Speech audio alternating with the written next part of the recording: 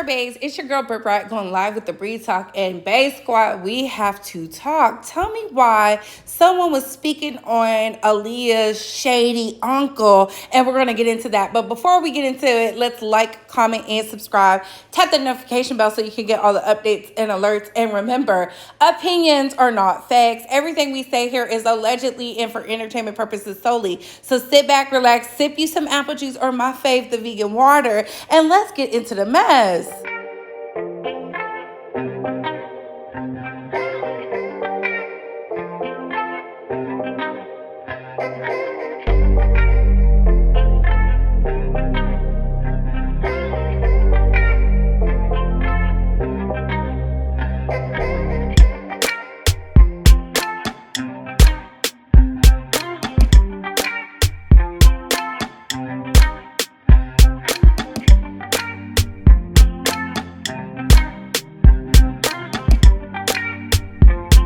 So I saw this on an Aaliyah fan page and I said, oh my God, as I was strolling Beyonce's internet, and I said, the bays have to hear this. And because it's on somebody else's podcast or whatever, and you know, people be playing with the copyright, we're just going to listen to the sound. But this is where you can find it at Cam Capone News. All right, bays, let's get into it, shall we? When Aaliyah dies, I was with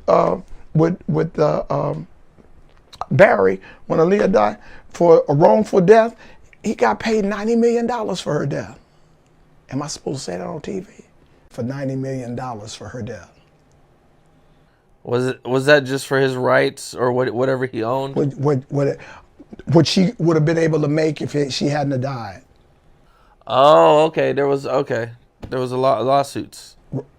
I guess. Okay. But that was the settlement. I wasn't in. I was there when we went over to he got $90 million. He wouldn't stayed at the L'Hermitage Hotel. We ate good, in deep mourning, right?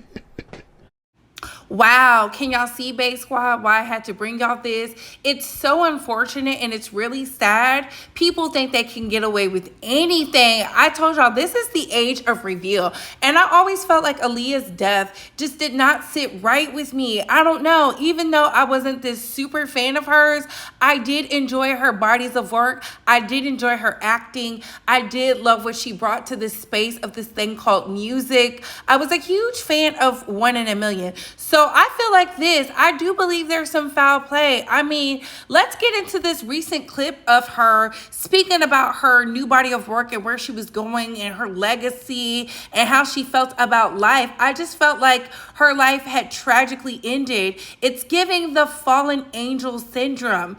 And this is why so many people refuse to let go, and they're so stuck on how Barry is handling Aaliyah's legacy. I mean, when we think about in terms of Aaliyah and Selena has a better track record. But let's get into this, shall we? The only goal I want to achieve is, like I said before, to be perceived as an entertainer. That's really all I'm trying to do, and to enjoy my work and make good music and make good films and, do good videos.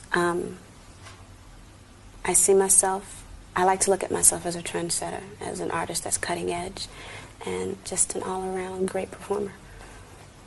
Child, as y'all can see, she was ready to take on the world. She was ready for this new beginning, this new life. She didn't see any of this coming. Now, I did see where the pilot told her not to have all the bags on the airplane because it would weigh the airplane down or whatnot. But he was under the influence, and hence why the family did not get money. It's really tragic. It's just a sad tale. It's like this woman endured so much in such a little time, and she didn't get to experience the love that she wanted to receive. Hence why I feel Dame Dash can't just move on in his life to be the man he needs to be. I mean, they said she was a light in this world, and if you got to be around her, you would understand it. Various men and women said this very same thing, from DMX to Stacey Dash to Jay-Z to Beyonce. I mean, it's just really unfortunate. And, if she was here, what would her trajectory on music look like? Now for Barry. Barry is notorious for being this hard ass. Yeah, I said it. He is the reason why Gladys Knight still to this day cannot do a greatest hits album, because she was married to this man who in return turned his back and used legal jargon to keep her from living her best life. Yes, you heard it here correctly. I believe she is the woman who he attacked with some type of knife. If my memory serves me correctly, this is also the man who brought his only niece to R. Kelly. Yes, you heard it here correctly.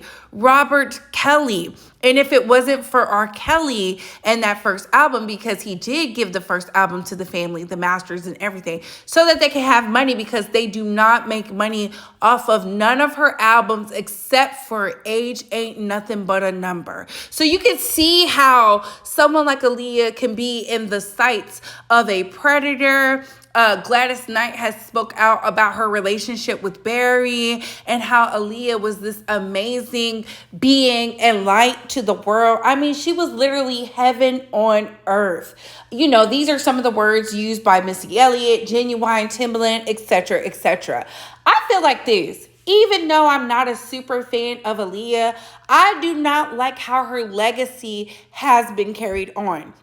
I mean, the rollout of her MAC Cosmetics was just sloppy. It was all over the place. This woman was very precise. She knew what she was doing, from the Romeo Must Die album, the movie, to her and the Nutty Professor. She seemed to just be on trajectory. Like, she was changing up the game. I have to give her that, because Are You That Somebody was literally a jam. I used to sing it word for word. I love her Disney renditions. So to see that her uncle is out here playing Russian roulette with her legacy just goes to show he's not a nice man. I mean, we've heard the same sentiments from artists like JoJo, who had to remake her original bodies of work because he just does not know how to play fair.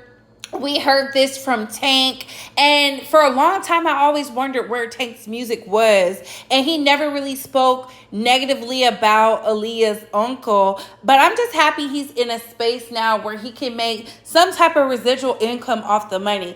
Now, to Aaliyah's family, you know, when you go in the business with the devil and the devil happens to be your family, you're never quite prepared for that. But I would use these clips and take it to court, because at the end of the day, him signing that paperwork with the insurance companies and whatnot 5 days before, knowing that she was going to the Bahamas anyway, him publicly saying he would not be held responsible no matter what, and then boom, the plane just falls out of the sky due to weight issues, and it could be other things. And I've seen it where people thought it was the Illuminati and they felt she was sacrificing all that. I'm not a conspiracy theorist. I always felt like there was some shady business going on, because people could not move on from this death. Like, when it's a death out of nowhere, people cannot move on. Case in point, Michael Jackson. That was a death out of nowhere. Nobody predicted that. Prince, that was a death out of nowhere. Nobody could predict that. So it makes you wonder, like, who's really pulling the strings behind the scenes and doing what? But those are just my thoughts. How do you feel about it? What is your favorite song from Aaliyah? Do you feel the family should sue? And on that note, comment down below. I gotta go. Bye, hoes.